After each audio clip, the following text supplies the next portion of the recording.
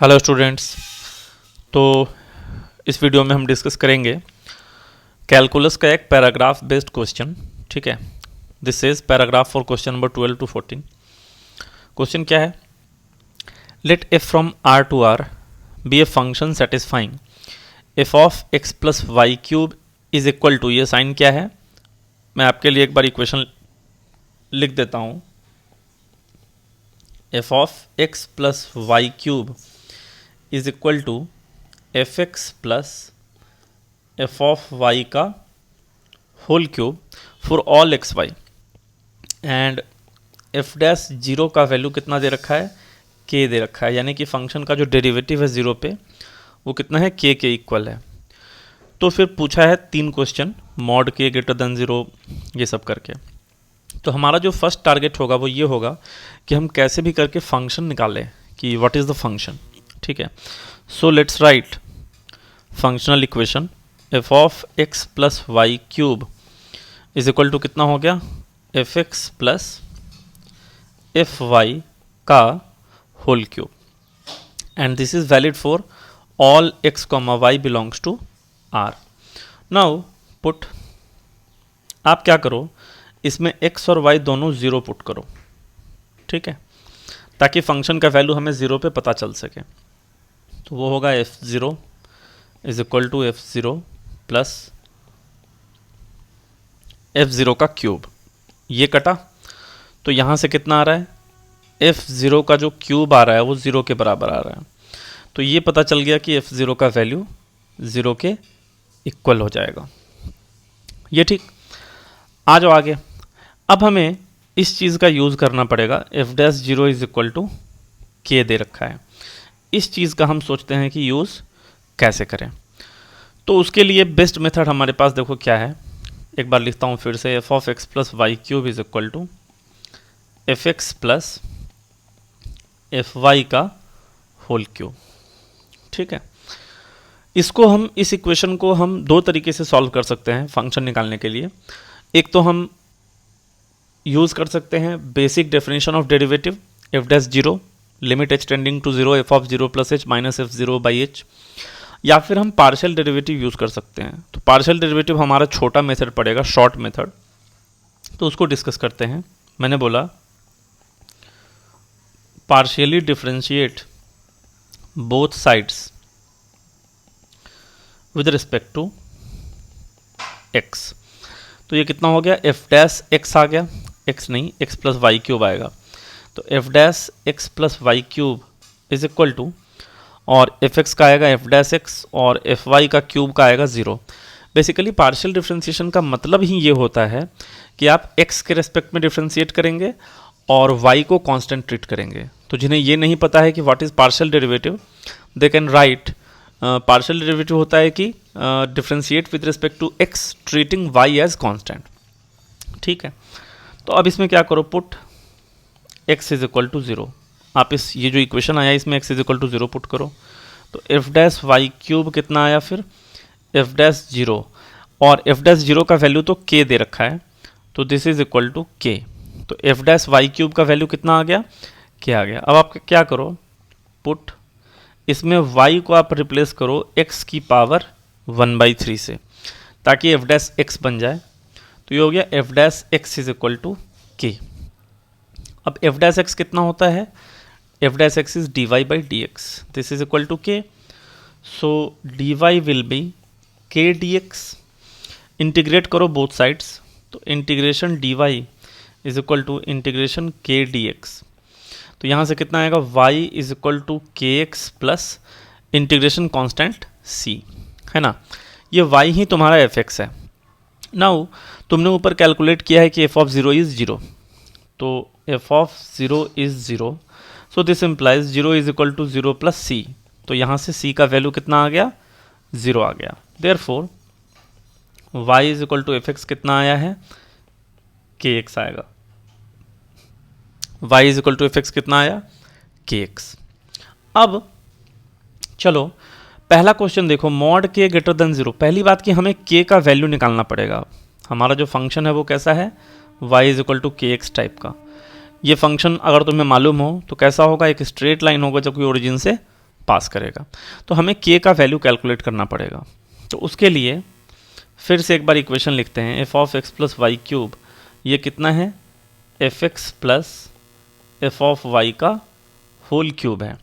अब आप क्या करो, किसी भी फंक्शन का वैल्यू किसी भी एक पॉइंट पे कैलकुलेट कर लो, जैसे 1 पे, 2 पे, 3 पे, किसी पे भी कैलकुलेट कर लोगे तो k भी तुम्हारा आ जाएगा। तो हम 1 पे वैल्यू निकालना चाहते हैं, तो उसके लिए फिर से हमने क्या किया, इसमें x को 0 पुट किया और y को 1 पुट किया। तो ये कितना आएगा, एफ ऑफ 0 प्लस 1 का क्यूब, यानी एफ ऑफ 1 आएगा, इधर आएगा F of 0 plus F of 1 का क्यूब आ जाएगा। तो ये कुछ ऐसा आया, f of 1 is equal to f of 1 का क्यूब। तो यहाँ से एफ ऑफ 1 का वैल्यू 0 आ रहा है, 1 आ रहा है, या फिर -1 आ रहा है, 3 वैल्यू आएगा। ये कैसा इक्वेशन है, t is equal to t cube है, तो इसको सॉल्व करोगे तो t का 3 वैल्यूज आएगा। Now you can see that y is equal to k x है, तो इसमें put x is equal to 1, f x is equal to k x. तो यहाँ से कितना आ रहा है, f of 1 is equal to k आ रहा है। तो हमारा जो k है बेसिकली वो एफ ऑफ 1 ही है। तो k का वैल्यू क्या क्या हो सकता है, 0, -1 और 1 हो सकता है। k का वैल्यू 0, 1 और -1 हो सकता है। ये इंपॉर्टेंट बात हो गया इस क्वेश्चन के लिए।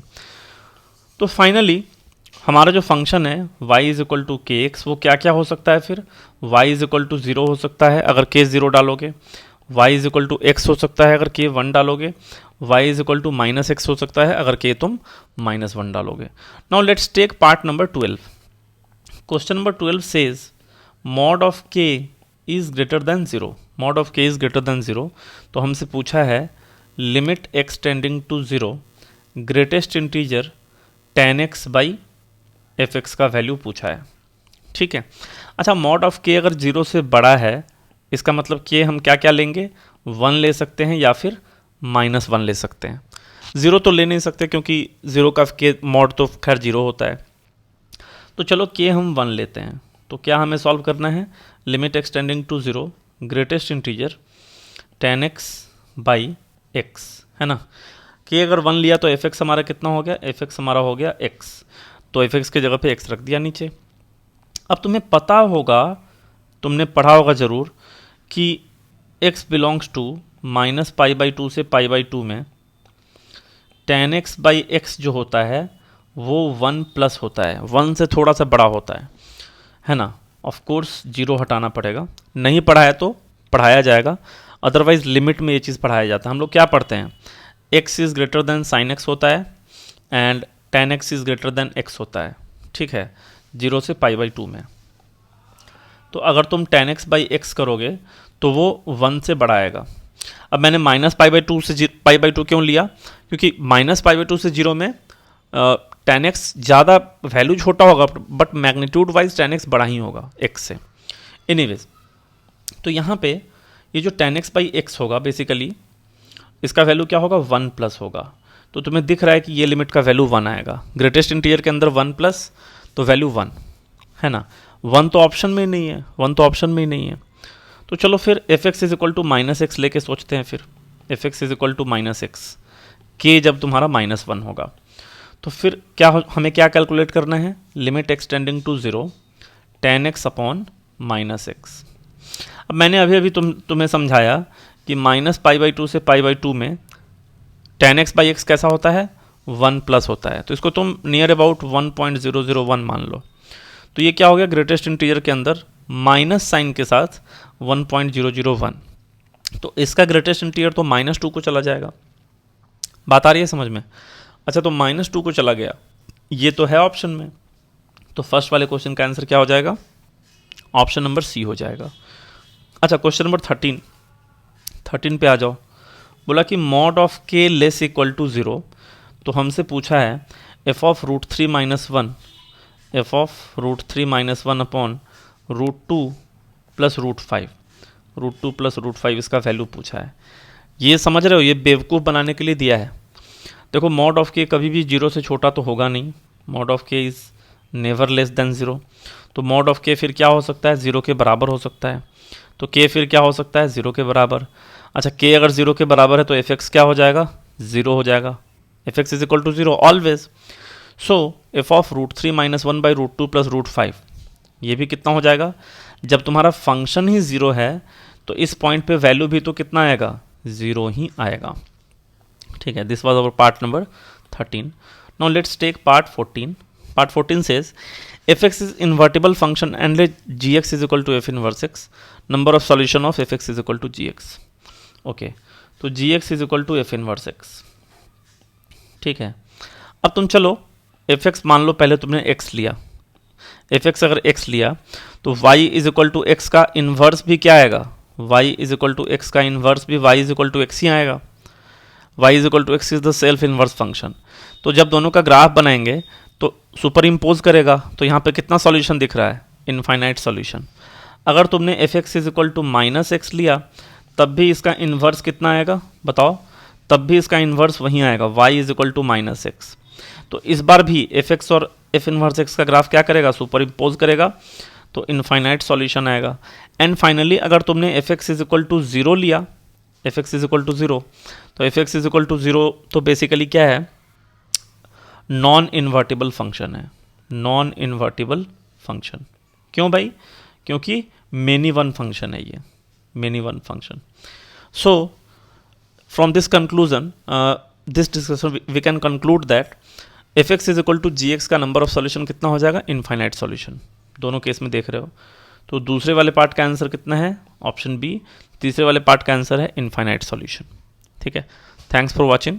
अगर वीडियो तुम्हें अच्छा लगा हो तो कमेंट करके बताना कि समझ में आया कि नहीं आया। ठीक है, मिलते हैं अगले वीडियो में।